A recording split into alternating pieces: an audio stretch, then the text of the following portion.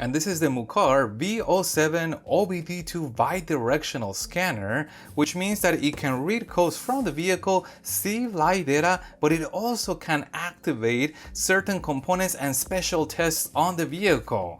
And on this video, I'm gonna review it. And as always, I have placed a link in the description down below to this unit in case you wanna get one for yourself.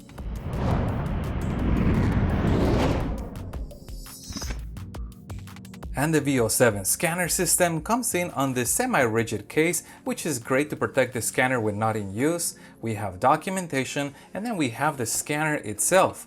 Below the scanner, we have the rest of the accessories. We have a wireless dongle to connect it to the car, and we also get the power adapter, and the power adapter has replaceable faceplates, so we get two additional ones. In addition to this one, we get this style and this style. And finally, they have also included a USB to USB-C cord to charge your scanner. And the scanner features a high resolution 7-inch color display, and the entire thing is encased on this rubber case, which is gonna be great for drop protection. And on top of the unit, we have a single power off, power on button, but you also notice that the scanner has a slight raised portion right here, which is gonna be convenient for us to be able to single-handedly carry the scanner around. But what's also pretty interesting is that on the side of the unit, we have provisions to mount what looks like a shoulder strap. However, there is no shoulder strap included in the kit, so I'm assuming this is gonna be for a future upgrade or for mounting something else on the side of it. We also get a high-resolution camera in case we wanted to take pictures with the scanner,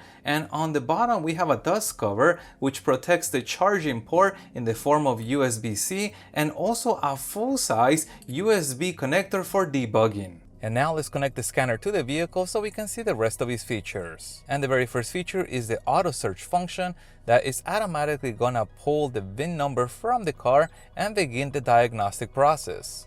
And this vehicle is a North American vehicle. And now we're giving several choices. We can run a full health report on all the systems of the vehicle. We can select which systems we want to test. We can access the service functions, the customize settings option, or see vehicle information. Let me show you the health report so you can see how the system checks all the built-in systems on the actual car, and it's gonna give us an overall health report of what the car status is.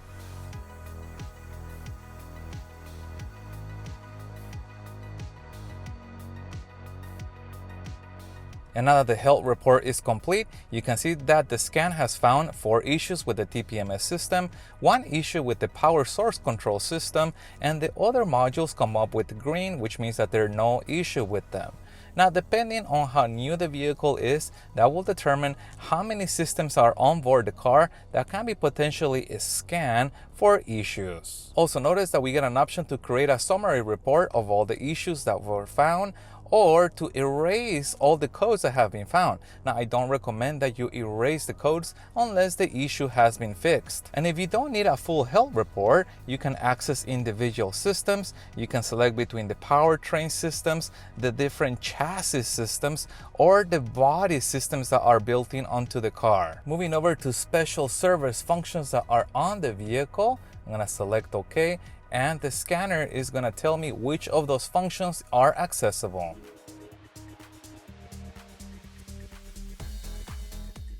And here's the list of service functions that are accessible on this vehicle. Now again, what service functions you can actually access are going to vary from car to car. Some support more service functions than others. And the same thing for the customize settings option. The scanner can verify which systems can it actually access and customize for you.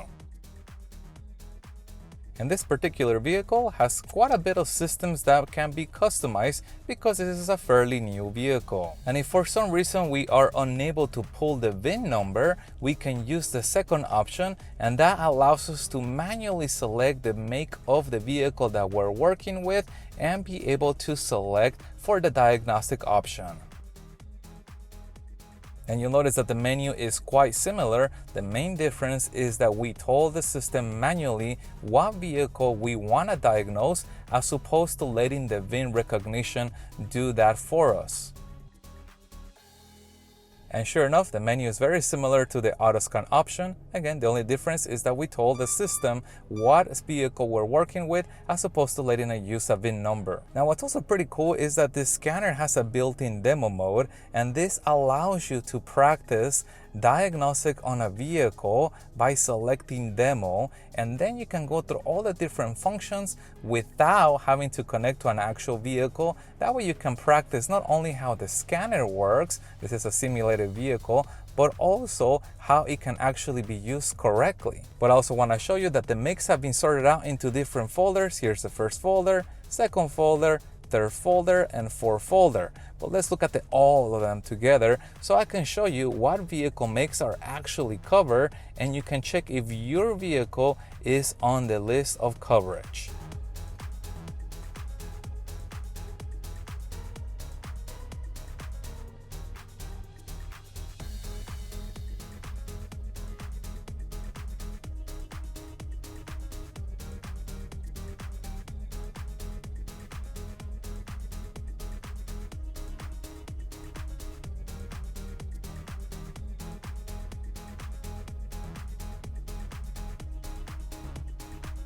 And if you did not need to access the advanced systems of a vehicle via the AutoVin or via the manual scan, if you just wanted normal OBD diagnostics, that's where the third option comes in. I'm gonna hit diagnose on here, and we're gonna connect to the scanner to do normal standard OBD2 diagnostics.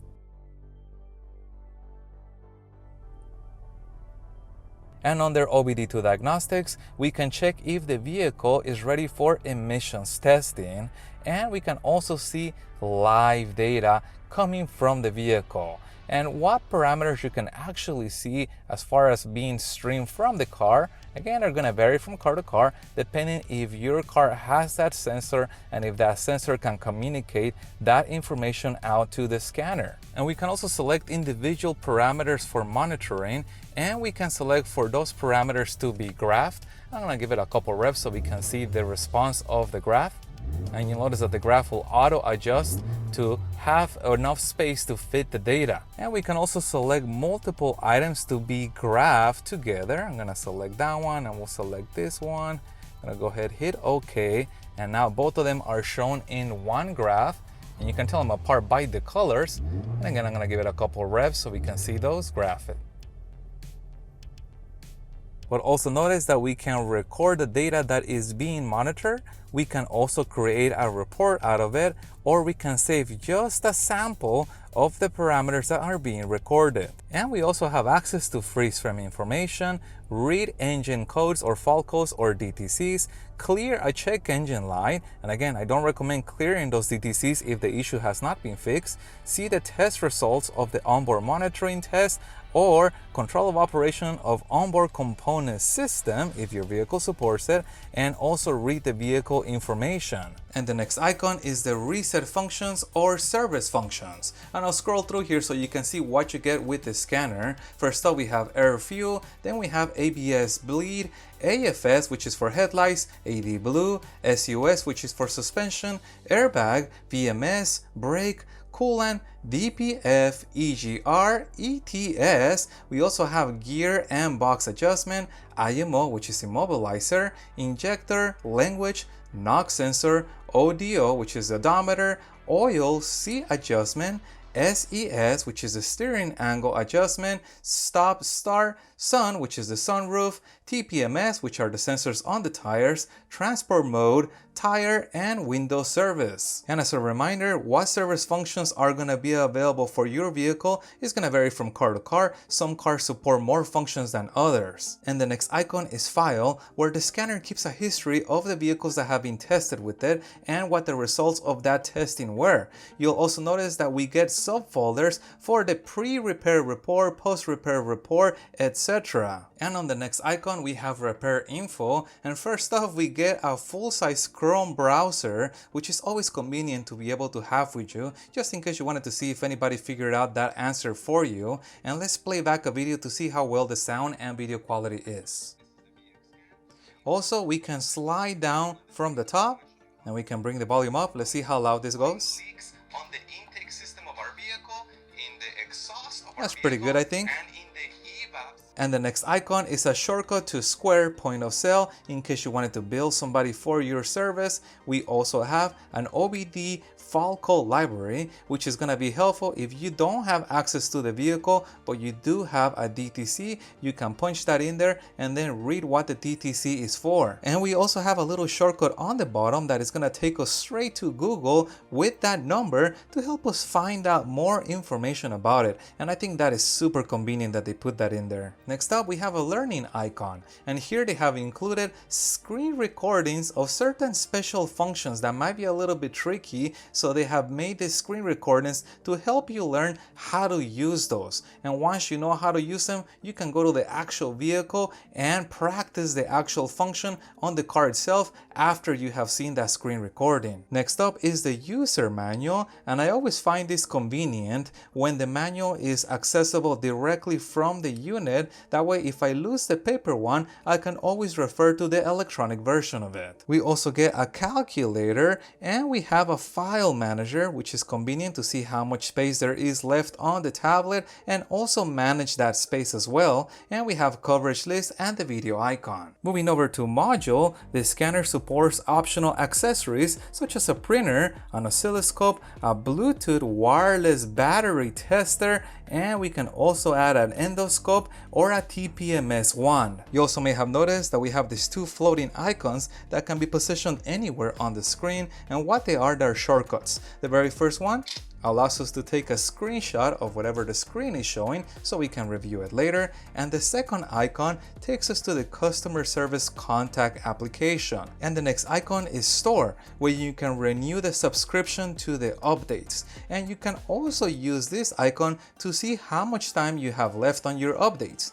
The scanner comes with 3 years of updates included, so as you can see, it is going to receive updates all the way to September of 2026. And to update the scanner, we have an update function. And what's neat about it is that you can selectively update only what you want, or my preferred option, hit start all, and a single click is gonna update the entire scanner for you. Moving over to settings, it has been divided into 4 different sections. Let's look at the first one. First off, we have a shortcut to the update module that I showed you earlier to update the individual car makes, but we also have a feedback option in case we wanted to send some information feedback about a car that we have diagnosed with this vehicle back to Mucar for troubleshooting. And we also have this shortcut to update the actual application itself. Moving to the second section, we have another shortcut to the internet browser, but we also have a shortcut to remote diagnostics in case we wanted a technician to remotely connect to the scanner. Moving to the third section,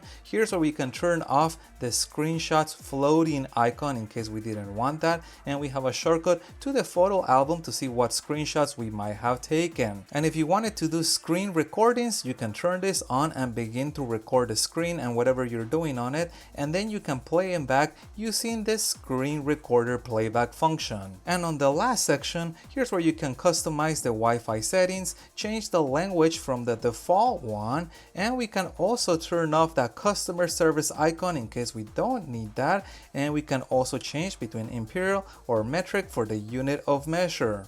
And the last thing we'll look at is that slider function on the top, where we have that access to the volume, but also the brightness adjustment, quick access to the Wi-Fi settings, Bluetooth settings, a screen recorder, take a screenshot, orientation, that customer service icon, but also the camera icon in case we wanted to take pictures with this tablet or video. So remember, I have placed a link in the description down below to this scanner in case you want to get one for yourself. And if you have any other questions regarding this, please put that in the comments. Also, if you found any part of this video helpful, make sure to hit that like button to support the channel, and stay tuned as I have a lot more cool product reviews coming up for you guys. Thank you guys for watching, and as always, I'll see you on the next one.